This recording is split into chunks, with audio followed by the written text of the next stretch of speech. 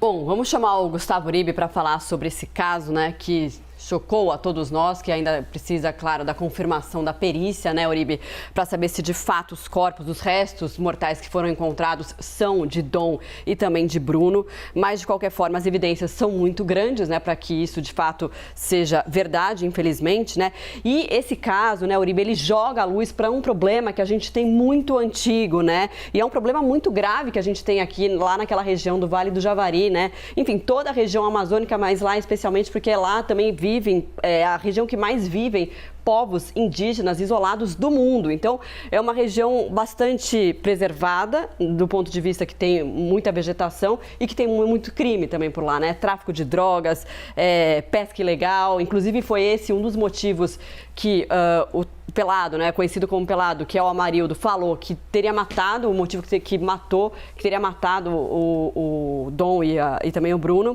Então, é uma região que tem muita irregularidade e que tem pouca fiscalização e que esse caso joga a luz ainda mais sobre esse problema que tem por lá, né? E aí a gente fica imaginando se depois de tudo isso pode ter algum tipo de mudança em relação a isso, de fiscalização e de segurança nessa região. Bom dia para você.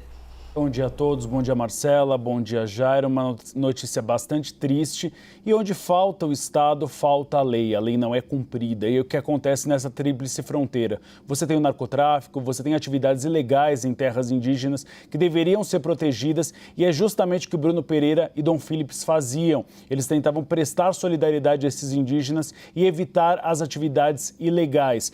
O que nós vemos é que isso é uma constante na história do país e não só naquela tríplice fronteira, mas toda a região amazônica de fronteira do Brasil. Você tem pouca fiscalização. A própria Polícia Federal já reconheceu que não tem agentes suficientes para fiscalizar aquela região.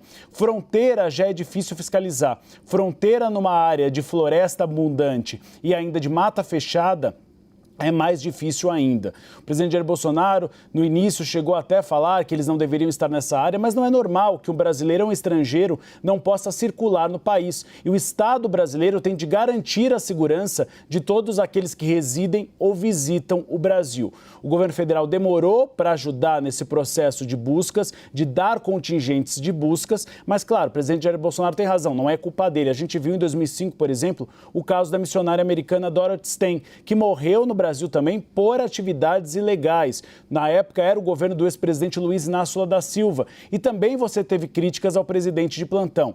É um problema endêmico do país, não é de uma gestão A ou B. Essa gestão poderia, nesse caso, ter agilizado essas operações para tentar encontrar antes os desaparecidos. E é uma questão também que se espera do líder do país um pouco de solidariedade num cenário tão negativo nesse sentido. É um problema endêmico e que espero que este caso jogue luz a esse problema. Mas em curto prazo, médio prazo, não há uma solução fácil, porque falta mão de obra, falta fiscalização e falta também o país começar a ver de uma maneira um pouco mais séria essas regiões e as maneiras de como combater esse tipo de crime.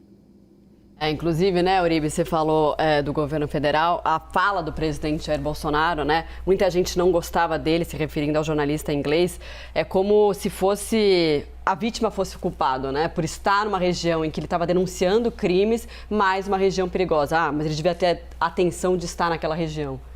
Não é culpa, nunca é culpa da vítima. Não é normal que um estrangeiro venha ao Brasil para fazer um livro. Ele estava escrevendo um livro sobre essa região, ele amava essa região, que ele não possa circular pelo país. Quem tem que assegurar esse tipo de garantia ou segurança é o poder público. E nessa região falta a presença do poder público. Falta uma fiscalização maior, porque falta mão de obra. Falta, por exemplo, quando a gente fala das tragédias que ocorreram no país, das inundações, você não tinha mão de obra da Defesa Civil para retirar aquelas famílias ou para ajudá-las. Nesse caso, você também não tem o Estado, o poder público agindo naquela região.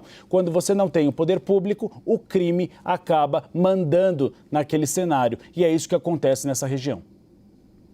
Valeu, Uribe, obrigado. Você fica com a gente nessa manhã. Daqui a pouco a gente volta a conversar.